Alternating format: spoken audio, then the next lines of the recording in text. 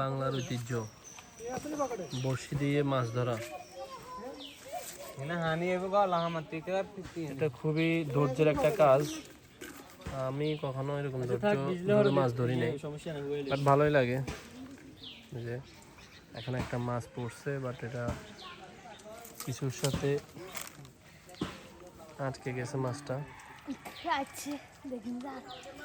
এখন মাছ আছে, পাটা মাছ আছে নি? মাছ আছে,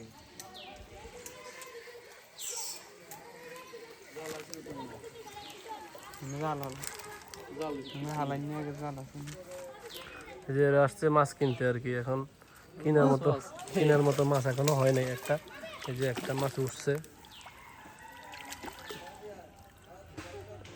কালিয়ারা না, কালী বাবু সেটা মাছ। বেগুন কালার একটা